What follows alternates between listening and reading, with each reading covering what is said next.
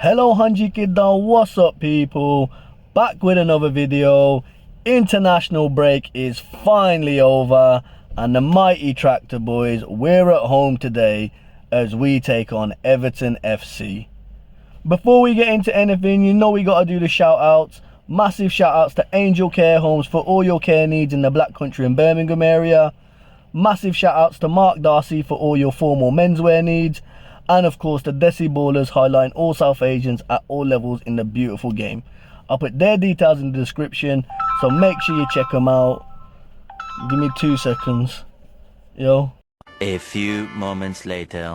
And if you haven't already or you're brand new here, make sure you smash that subscribe button, smash the like button and turn the notification bell on. We want to get to 5k by the end of the season, but let's get to it then. So you got to go back to 2001 for the last time that we actually played Everton.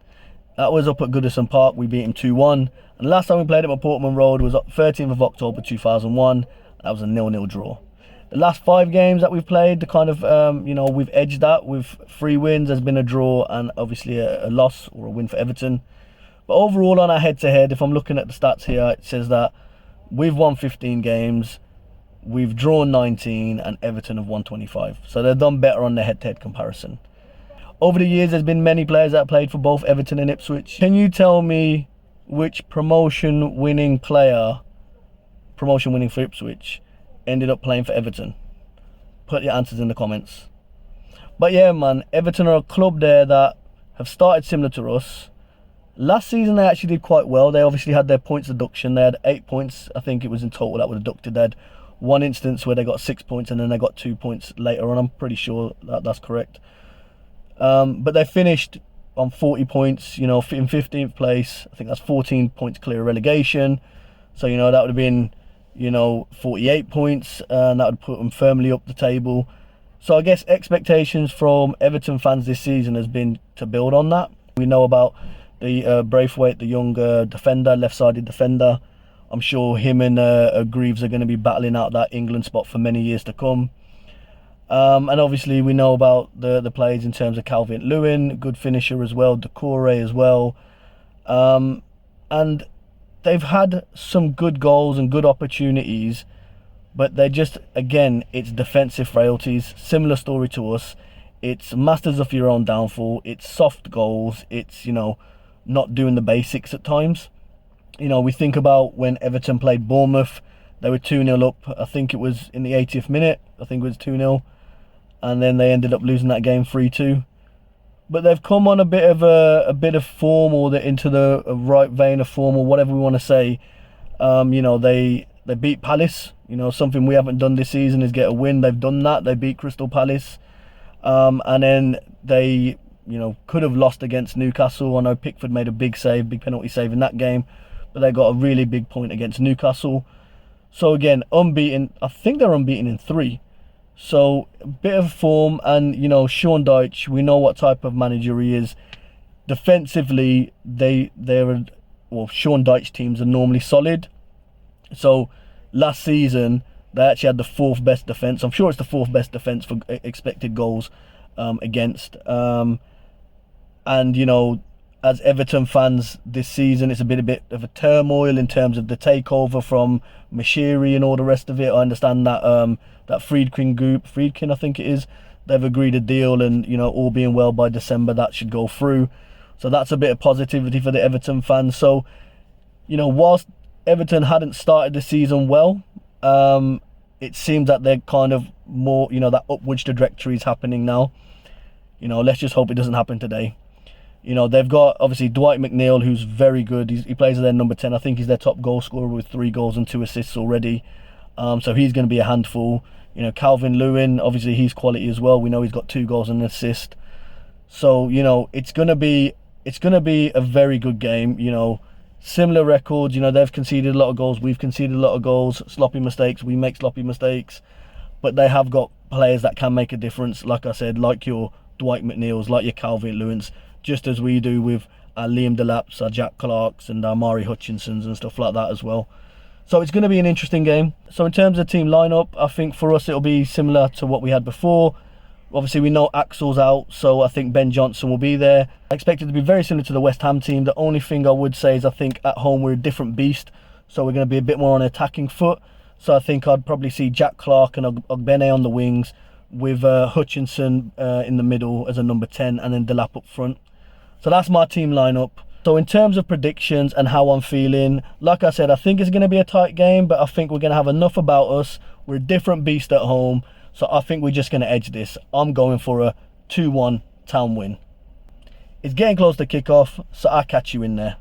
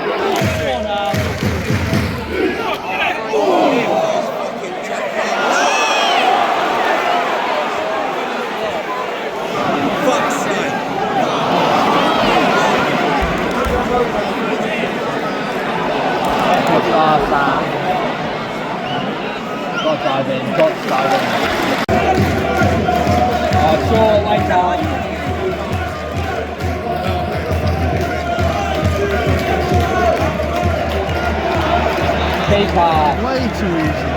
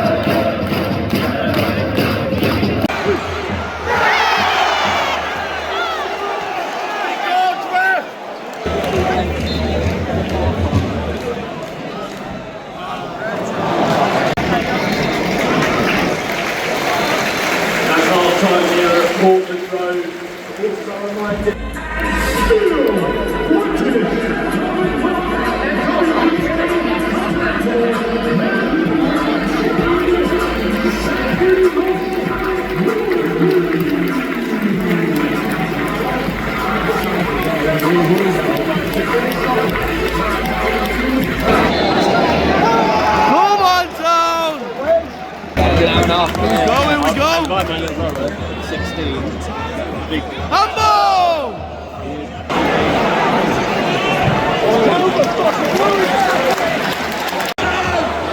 Why is he on his own? Fucking switch on! Well done! Well done, Burgess! Gotta go in. Gotta go in. Unless he sees, maybe he sees Swanage as that, I don't know. Fucking. Oh, T-Rex!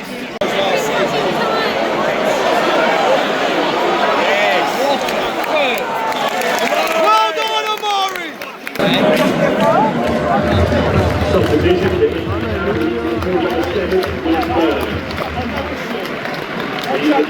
Number 10, Jordan Chaplin.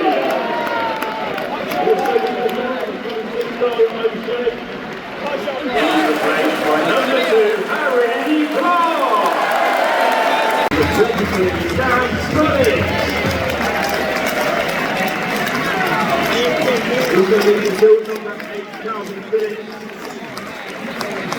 Number 14, Jack Taylor.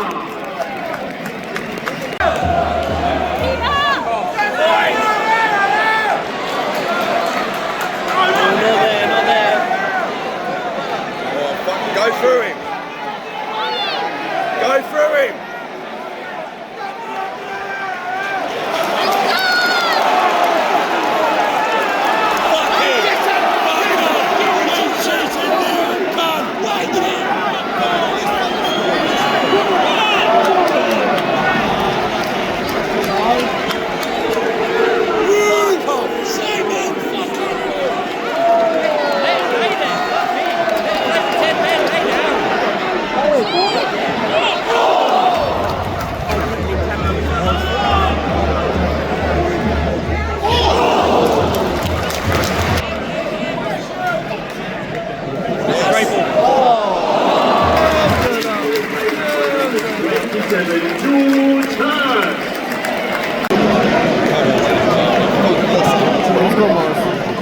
Let's go, Mars! Pull the ball!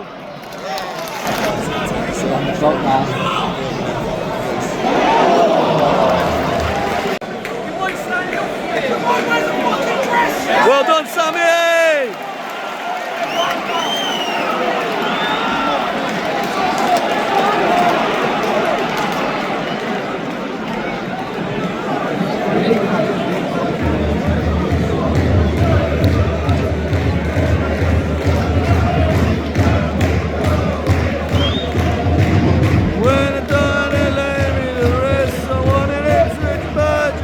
Shove a shot.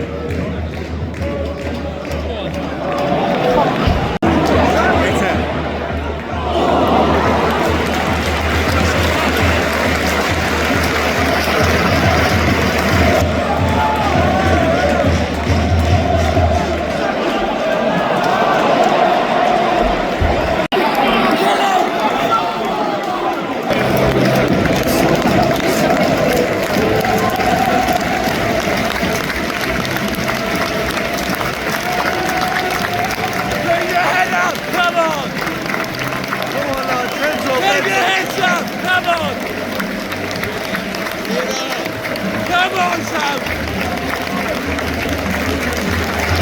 Hey, we got it! Come on! Hey,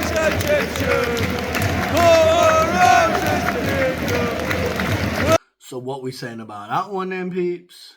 If you haven't already, remember to hit that like button, smash the subscribe button, and turn those notifications on. Want to get to 5k by the end of the season. We're well on the way. Big up all you legends that have subscribed already.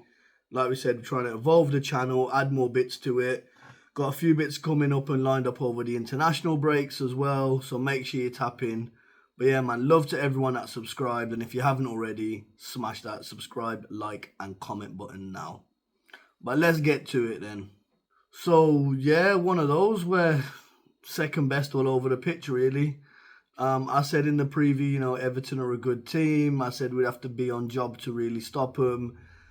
And we weren't really. I think, a lot of our players, we were second best across the pitch.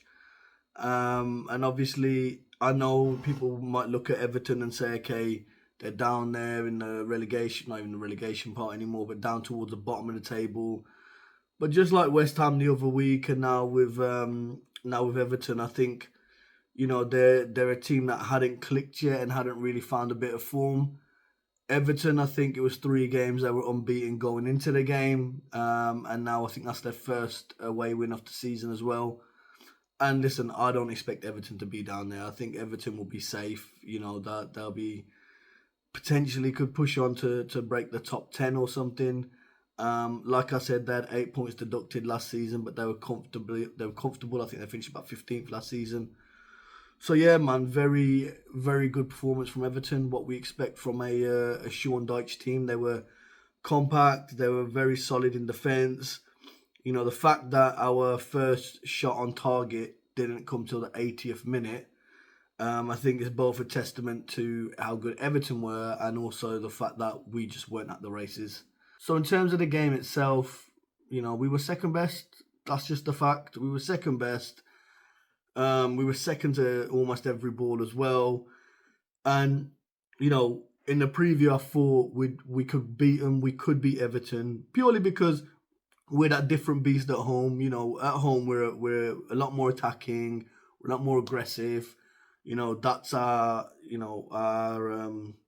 epitomizes this Ipswich Town Kieran McKenna team, right? But we'd have to play at the same levels as we did against Villa. And unfortunately, we still look like we're playing like the West Ham game. Like some of the players, their body language was awful. I'm not going to call out players or whatever, but yes, you concede the goal. A bit of a soft goal to concede or whatever. But the heads drop straight away. We never had that last season. We've earned the right to play in the Premier League. Now let's play. And yeah, shout out all the Everton fans, man. All 3,000 odd of them, they were by far the loudest we've had at Portman Road. Villa fans were loud before Everton got here, but then Everton, yeah, man, they were loud even before they scored. And then once they scored or whatever, that was it. They were loud. They were backing their team, even once the whistle had gone. So in terms of player ratings, then I thought, Sammy was good. He always leaves everything out on the pitch, and big up Sammy as well. Also, gifted me his match worn shirt, which by the way was soaking. That man leaves everything out on the pitch. But yeah, I thought Sammy was decent. Burgess, considering it was his debut, like I said, I don't think there was a drop off between him and Greaves. He'll head it, he'll kick it, it will clear the lines.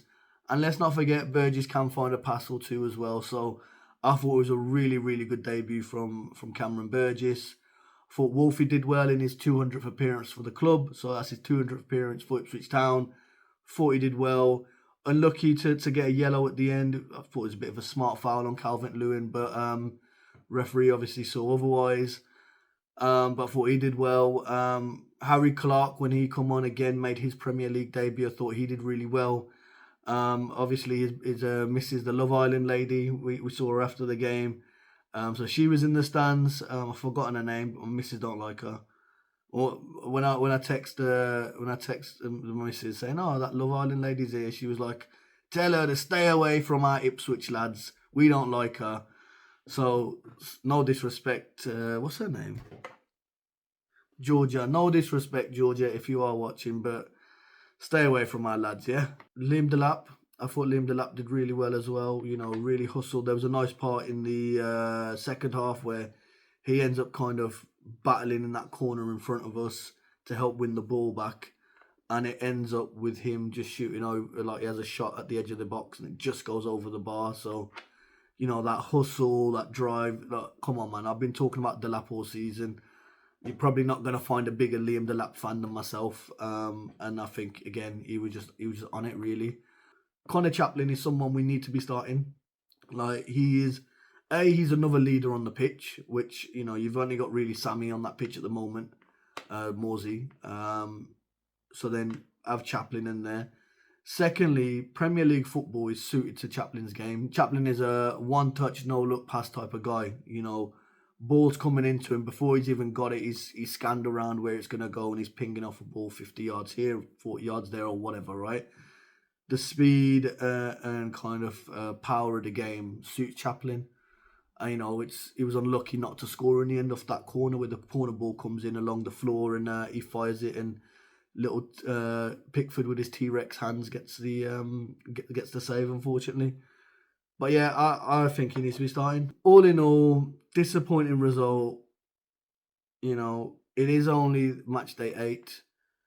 Let's not forget that Bournemouth didn't get their first win last season until the end of October.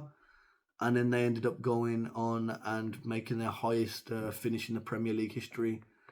So let's not throw the baby out with the bathwater. Let's continue to back the team. And I think we'll be just fine. I know the stuff with Michael Oliver and VAR, and I'm going to do a whole video on referees and all the rest of it because I don't understand it. Because I thought VAR was about clear and obvious errors that they would overturn. Michael Oliver's given us the penalty. I mean, I don't think it's a penalty anyway, but that's another conversation. But Michael Oliver's given the penalty. VAR have intervened, but it wasn't a clear and obvious error. So why are VAR getting involved at that point? That's what I don't get. So surely, if it's not a clear and obvious error, you just go with the on-field decision. Or have I got the rules wrong or whatever? But Howard Webb, PGMOL, you guys are just a joke, man. The donut, and these are donuts of the day, is all the fans that were booing when the players took the knee. I've had someone message me because I put a tweet out this morning about it or whatever, just saying how, you know, because first of all, it's Black History Month. It's the anti-racism day. The players take the knee, and we got some idiots in Section 5 and around me as well that were booing. You'll hear it, the kickoff, when you watch the footage. Go back and watch the footage. You can hear some boos as well.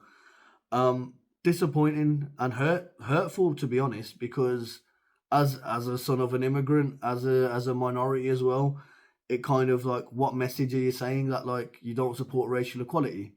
So what? Am I not meant to be at the games as well, or is our first team only meant to be white British players? Like, what we getting at there? And credit to one person, I'm not going to name him, but they messaged me and said, look, I don't support it and this is why. And they were saying, look, the whole BLM stuff and all the rest of it. I know BLM as an organisation has had its critics and there's been a lot of controversy, but that's not what it was about. You know, taking a knee goes back to 1778, right? When, you know, a slave took the knee to a British slave owner. That goes back to 1778. Martin Luther King took the knee as well. You know, took a knee in prayer actually before they did their protest. So taking a knee has been something that's symbolic with racial equality for years, decades, centuries, right? I don't understand.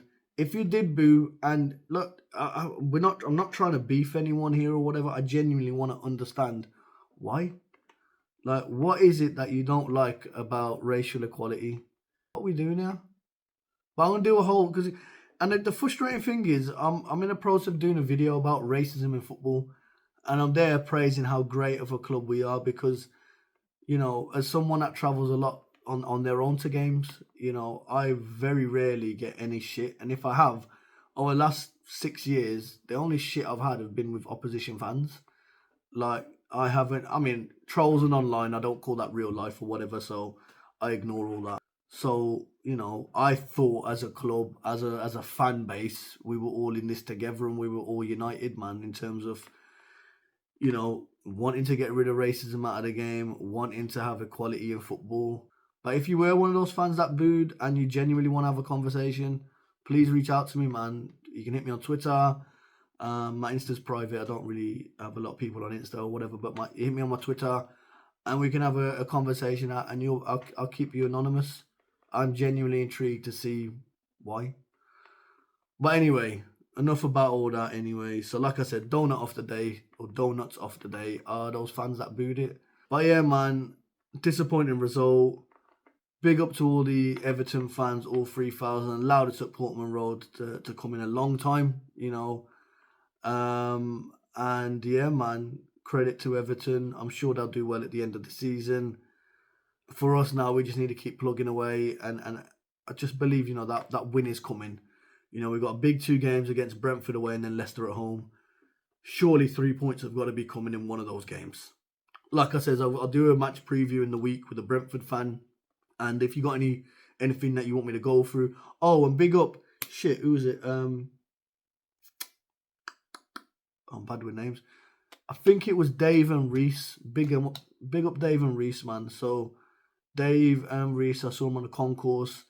They sit just behind me. I think they're one of their pals' tickets or whatever from Sweden. But yeah, man, they said they watch the content, they like it. So big up you guys, man. They said they subscribed, so that's good.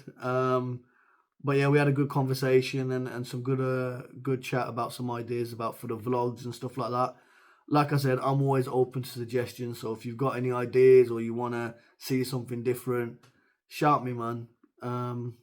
But yeah, thank you again to everyone that's liked, subscribed, and all the rest of it. Let's keep our heads up.